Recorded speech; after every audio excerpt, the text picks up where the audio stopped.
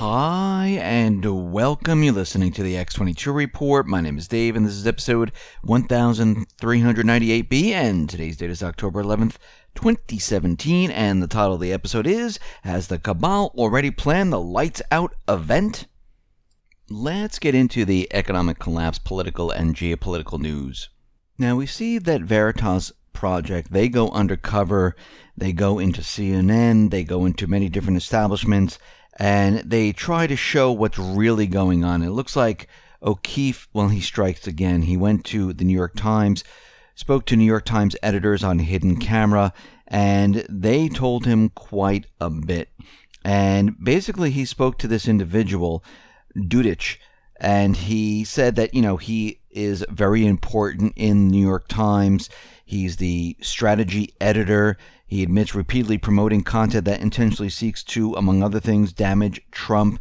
And here we are once again looking at the same exact thing. Now, the New York Times came out and they said, no, this is just a low-level junior position employee. He misrepresented his role. He has nothing to do with this. But we've also learned that this individual also worked on the Clinton campaign in 2016. And we see right now that New York Times, they're trying to explain away why this individual said this, what is going on, and they're saying that this person is really of no interest whatsoever, and most likely he will be fired from his position. Now, the Spanish government, they're going to be beginning their process to suspend Catalan autonomy. We can see right now that the Spanish Prime Minister formally demanded the Catalan leader to clarify whether independence has been declared, saying that it is needed before he can decide what steps to take. Remember, they also have Article 155 of the Constitution, which is a nuclear option where they just go right into Catalan and they pretty much seize everything. And we see right now that Spain is giving Catalonia a 5-day ultimatum to clarify if it declared independence. Now again, the people voted. They said, yes, we want independence. And we see right now that, something is definitely brewing. We can see that people are going to be getting upset if they don't move forward with independence. And we're going to have to watch this situation very closely. Now, out in North Korea, we can see words are going back and forth. Trump is speaking, North Korea is speaking. And, of course, they're telling each other how they're going to wipe each other out. And we see the United States flew 2 B-1B strategic bombers around South Korea during these drills. And what's very interesting about all of this, and we talked about this before, the Cabal, they are backed against the wall right now. And we know they don't have many options left. In Syria, everything is completely falling apart for them. They're being called out on everything where they've been supporting the Islamic State. The Islamic State is losing ground.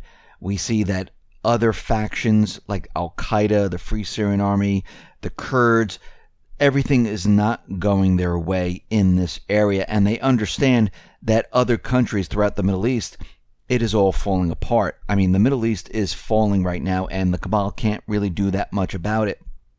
And we know they have some type of nuclear option, a nuclear event. And I don't mean a nuclear war. I'm just saying their last-ditch effort to do something. And we mentioned in many, many reports about a cyber attack on the financial institutions. And what's very interesting is they're already starting the propaganda about North Korea and how they might be hitting the power grid system. Now, this is coming out of the New York Daily News and NBC. They're out there saying that North Korea has targeted American power companies for cyber attack. Hackers linked to Kim Jong-un's regime would target people with spear phishing emails that trick recipients into downloading malware. And this is coming from a company called FireEye, saying that they're prepared and ready to do this. Now, there's no evidence the hackers are going to be successful in this. They're saying that we've spotted some of these emails. And this is all propaganda building up to the lights out event. That's what I call it. I call it the lights out event. And I don't mean the whole country is going to go dark. They're going to do it in very specific areas, almost like the East Coast back in 2003, where all of a sudden the power went out and the East Coast had no power. I do believe I was in Manhattan at that time, and I believe this was a test, because what they normally do is they test things way ahead of time. Now, in the beginning of the power outage, everyone was in a very good mood. I mean, restaurants were selling food. They had to get rid of whatever they had because it would melt. The refrigeration wasn't working. They were selling beer for $1. People were generally in a good mood. Air conditioning in buildings were completely shut off. And I noticed one thing very important here is that most of these buildings had generators, but the problem was they couldn't get fuel into the buildings to keep the generators operational. So after about 3-4 hours, most of the buildings started to cut out, and they couldn't get any fuel trucks into Manhattan to refuel all these generators. So if we have some type of power outage, let's say they do something in New York, they do something in LA, maybe something in Texas, maybe something in Boston, in many different areas to show that, North Korea is hitting many areas. In these cities, there's going to be a major problem because they're not going to be able to get supplies into these areas. And it might be many, many days before they get anything in there. And we can see right now they're at the beginning stages of trying to convince everyone that North Korea has the capability of doing this. Now, they also refer to how North Korea hit Sony Pictures and they cyber attacked Sony Pictures. And of course, we know that story is completely fake, phony, and false. We know this was an inside job. It was a disgruntled worker, and it was really not North Korea. But what we're seeing right now is we're seeing the propaganda build, because what they're getting ready for, and this has been planned for a very long time, the malware has been planted in the financial institutions. Remember, because of Vault 7 and everything else, everything is set and ready to go. And we can see already they're trying to make a case of why North Korea will be doing this. So we can see right now that they are on the path to basically have the lights out event, which will then move into the financial industry getting hit by a cyber attack, and they will then begin the event because they can see everything that they're trying to do out in North Korea right now, where they're trying to get the war started. It is not working, so they need to bring it back home here to the United States, maybe in Europe, to get other countries involved to say, yes, we need to go into North Korea. We see that U.S. destroyers, they carried out a freedom of navigation operation in South China Sea. Remember, the United States never ratified the freedom of navigation. The one thing that's very interesting about all of this is that the U.S. Navy destroyer sailed within 12 miles of the Paracel Islands in the South China Sea in what appears to be the first U.S. freedom of navigation operation in 2 months. Now, this was the USS Chaffee, a guided missile destroyer, and it didn't really break the boundary of the islands. They sailed outside of the islands. So basically, they really didn't do anything. They were in international waters, and it really didn't make a difference. But the corporate media is out there trying to show that, oh, look, we're showing that we have the right to sail in international waters. Of course we do. And once again, the United States never signed or ratified the Freedom of Navigation Act whatsoever. So all of this talk is kind of meaningless right now. Turkey is rejecting all meetings with outgoing U.S. ambassadors. And we can see the relationship between Turkey and the U.S., well, it's moving further and further away. And it looks like Turkey is now moving towards Russia. There's a lot of countries right now that are moving towards Russia, moving towards China. We see right now Russia is looking to get involved in peace deals between many of the countries.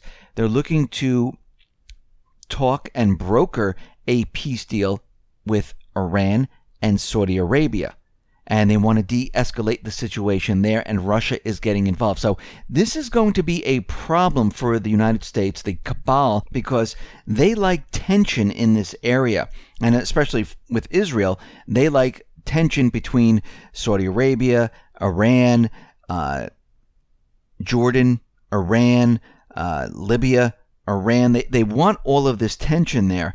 And it looks like Russia is stepping in, trying to smooth everything out. We also see Russia is looking to talk to Saudi Arabia, United Arab Emirates, where they're invading Yemen right now and maybe broker a peace deal with Saudi Arabia, the United Arab Emirates, and Yemen. Now, we know that the Cabal is behind the operation in Yemen, and we can see that right now everything's turning towards Russia, and they're looking to get involved in this to calm the situation down and bring peace to the area. So Russia has got involved in Syria, got rid of the Islamic State. The other countries are looking at this and they're seeing how successful they were. And Libya now wants Russia to come in and broker a peace deal. We see Russia is getting involved with Iran and Saudi Arabia, getting involved with Saudi Arabia and Yemen. Saudi Arabia has already made a deal with Russia for natural gas, for the S-400 missile system. And we see that all of this is continually happening. And who's standing on the outside? The Cabal. They're losing their power in the Middle East. Putin right now is taking control of the situation. China is taking control of the situation because they want to bring all of these countries into the fold for the Belt and Road, for the new economic system. And I'm not saying this new economic system is going to be a lot better. It is still run by the central banking system. We still need to get off of the central banking system. All they're doing right now is they're seeing that the dollar is dying. There's too much debt. They want this major event so they can transfer everything to a different area, restart it, and pretend like everything is okay after the war. Now, they profit on both sides. The countries will borrow to pay for these wars, and when all is said and done, the population will be reduced, and these countries will then borrow to rebuild. And the central bankers sit on the outside, and they make a huge amount of money. We also see out in Syria, the Free Syrian Army. Well, it looks like Jordan has cut their military spending and they're not funding the Free Syrian Army. So everything that is happening out in Syria is completely coming to an end at this point. And everything is about to change in the Middle East. And we can see slowly but surely this is happening. The Cabal is losing their power, but they haven't given up yet. We still need to understand something here that's very, very important.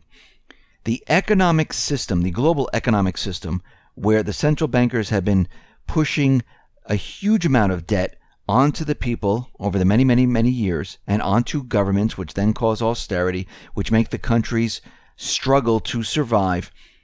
All of this cannot be sustained. They have a small window where they need to do something to get everyone's attention off of what is about to happen. And what's about to happen is that this system, well, it needs to be restarted. Now, this is the reset that everyone has been talking about, but it's not going to seem like a reset if the central bankers have their way, because their way of resetting something is bringing us to war. And it looks like that's their main goal, because they need something really big to keep our attention off of what's really going on. They need something really big to say, because of the war, this is what we need to do. We need to, move everything to China because they have manufacturing, they have gold, they have the ability to sustain everything, and this is where it's going to be placed. Or maybe the central bankers will be a separate entity altogether. And we can see that this is where they're moving. This is what they're trying to do. And they only have a certain period of time because, as we can see from all the economic indicators that we've been looking at, everything is accelerating right now. It's not getting better. Manufacturing is not coming back to the United States. These NAFTA negotiations and all this other stuff, it's not going to work. We're at the end point right now. There's nothing the United States can do to fix the problem. Yes, they can manipulate the numbers even further to make it look better, but eventually what happens, it all falls apart. They manipulated the subprime securities. Remember, S&P, Moody's, they all said it was AAA. That was manipulated. They knew they were defaulting. They knew what was happening. But they manipulated it over the many years to make everyone believe that everything was fine. Until it wasn't. Until individuals decided to look into this and say, well, wait a minute. They're telling us it's AAA, but we're seeing defaults. How are they keeping these things going? Well, they do it through manipulation. The same thing they're doing right now with the economy. They're keeping the economy operational through manipulation. But what happens is manipulation can only do so much before the truth, the real economy shines through. And this is what we've been seeing all along, with retail imploding, the housing market starting to fall. We're starting to see that these numbers of job numbers, GDP numbers, they don't even make any sense anymore. We have proof that people aren't getting better, high-paying jobs because the tax receipts to the federal government is continually declining. Wages are continually declining. We're seeing signs of inflation in food. Corporate earnings is a gigantic manipulation. They're figuring out all different programs to allow people to buy more cars. Remember, they're not using any money of their own, to buy more houses and to get rid of their student loans or get help to pay off their student loans so they don't default. So they're trying to do everything at the last minute. But guess what? It's not going to work. It might work for a little while, but eventually all this manipulation, all this gigantic illusion will come to an end. This is why they're planning for the lights out event. This is why they're building the propaganda right now. This is why they're not going to wait, because they have nothing left. And this event, this next event, is going to be the event of all events. And this is what we're looking at. We don't know where exactly it's going to come from.